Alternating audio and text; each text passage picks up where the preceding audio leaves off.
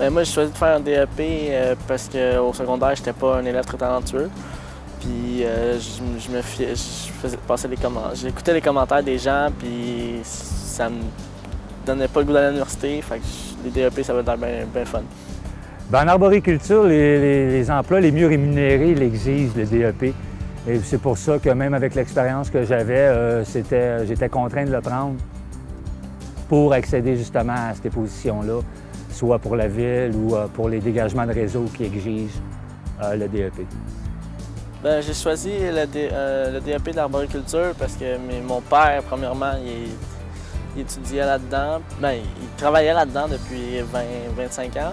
Puis mon oncle aussi, puis ben, mes deux oncles, dans le fond, ils avaient parti d'une compagnie familiale au début. Puis j'ai essayé ça avec mon père, puis mes oncles, puis j'ai vraiment trippé. C'était vraiment quelque chose que j'aimais, là.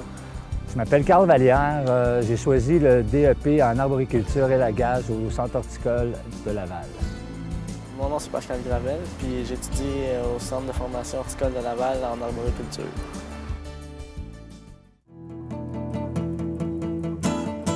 Bien, les tâches concrètes du métier, ça va être principalement beaucoup d'élagage d'arbres, ce qui veut dire grimper, élaguer, couper les branches.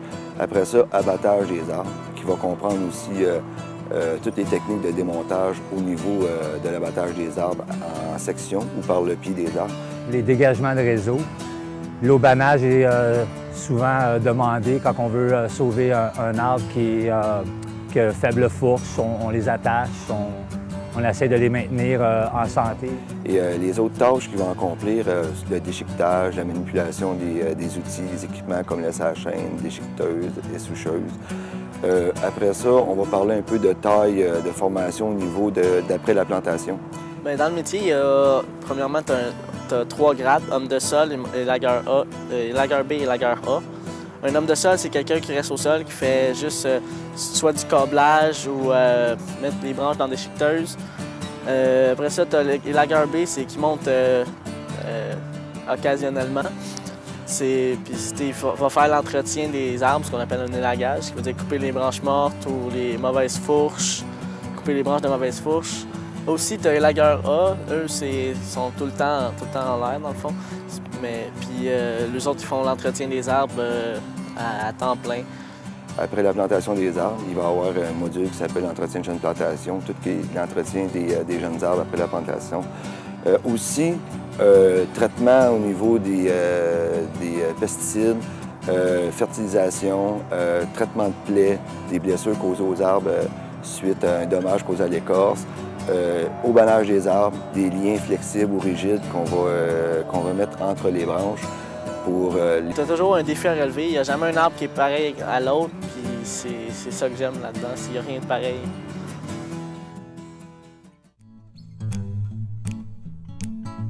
Bien, les aptitudes nécessaires pour faire ce métier-là est premièrement aimer travailler à l'extérieur, aimer travailler en toute saison, parce qu'en arboriculture et élagage, on va travailler les 4 saisons, autant en hiver qu'en été, le printemps et l'automne. Il faut premièrement avoir un certain amour de l'environnement, une appréciation de la nature. Il faut avoir du cœur au ventre, il faut vouloir travailler parce que c'est un travail très exigeant physiquement. Prévoyant, prévoir la job, qu'est-ce qu'il va avoir à faire prochainement, prévoir mettons, on va avoir besoin d'un câble prochainement, tu le prépares d'avance, puis faut pas avoir peur de salir les mains quand on travaille dans les chainsaws pour les réparer ou juste l'entretien. Faut avoir quand même une bonne forme physique parce que c'est un métier quand même forçant. C'est aussi un travail, si tu vas être le monteur, qui exige que tu n'aies surtout pas de crainte de vertige ou que tu aies un bon sens de l'équilibre pour pouvoir faire tes déplacements dans un gros arbre. Et aussi, il faut toujours penser tout ce qui est santé et sécurité au travail. Fait que les élagueurs qui travaillent dans ce métier, il faut toujours qu'il y ait un souci de santé et sécurité dû au danger de chute, au danger de blessure à l'aide d'outils tranchants. C'est une des problématiques qu'on a dans le métier beaucoup.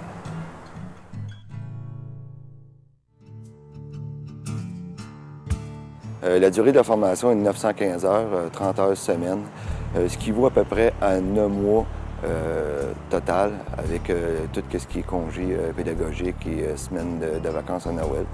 Ce qui veut dire que les étudiants qui rentrent au début septembre vont finir leur formation à la mi-mai, début mai.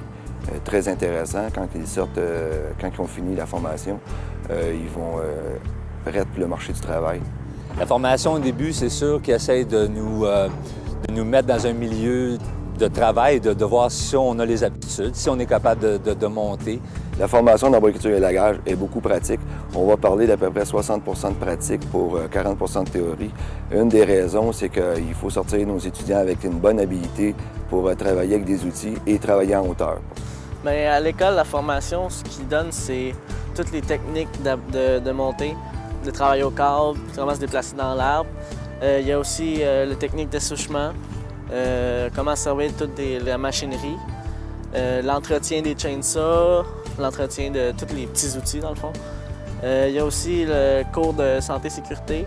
On va apprendre l'essouchement, on va apprendre les bonnes techniques de déchiquetage, puis on va aussi apprendre à comment se placer dans le milieu du travail parce qu'à la fin du cours, il y a une formation qui est donnée. DEP, c'est une dynamique de collaboration entre les élèves et les profs, puis c'est vraiment... S'il y a de quoi, c'est comme ton ami, un de tes meilleurs amis. C'est sûr que les profs ils prennent ça à cœur, ils aiment leur travail, puis ils motivent les étudiants dans ce sens-là. Vraiment, là, on voit qu'ils aiment ça, puis ils essayent de nous apprendre à aimer ce métier-là aussi.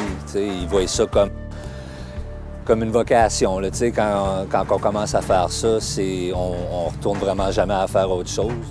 Ben oui, je suis fier de ce que je suis en train d'apprendre. Pourquoi? Parce que c'est quelque chose que j'aime depuis longtemps, puis j'en apprends toujours. Puis c'est comme la vie, on apprend tout le temps. Puis là, je trouve que c'est condensé, puis on apprend vraiment beaucoup sur le métier que j'aime. La formation me plaît parce que je me reconnais, c'est un métier que je connais déjà. C'est quelque chose que j'aime faire. Je sais que c'est un petit peu répétitif pour moi, là, comme c'est en ce moment, mais que j'ai beaucoup à apprendre des profs qui sont ici à cause justement de leur passion du métier. Puis c'est sûr que même si j'ai 10 ans d'expérience, j'ai pas tout appris, puis il y en a toujours à apprendre, puis je suis ici pour ça, c'est ça ma raison d'être ici.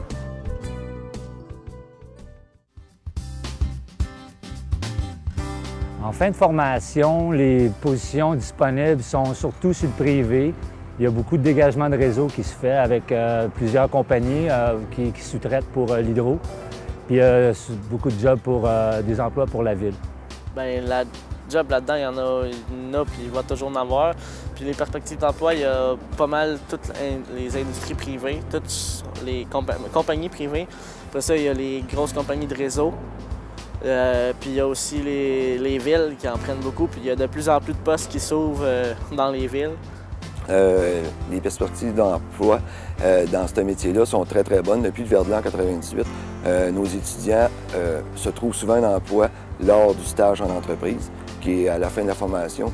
Et les entreprises nous appellent ici directement les enseignants pour avoir des étudiants pour pouvoir travailler dans ce domaine-là. Puis souvent, les gars qui prennent la formation, ils deviennent entrepreneurs eux-mêmes, puis ils partent leur propre compagnie avec le peu d'expérience qu'ils ont. Mais le peu d'expérience qu'ils prennent dans le 10 mois de formation, c'est déjà plus que beaucoup de monde que j'ai vu avec 5 ans de métier dans le corps à l'apprendre juste sur le tas, comme je dis. Les étudiants qui ont été travailler un peu partout en Europe et en Australie, à Vancouver, parce que le métier qu'on enseigne est un peu c'est un peu les mêmes techniques dans le monde. Fait que oui, pour les jeunes qui veulent, il y a un bon défi qui s'apporte pour eux.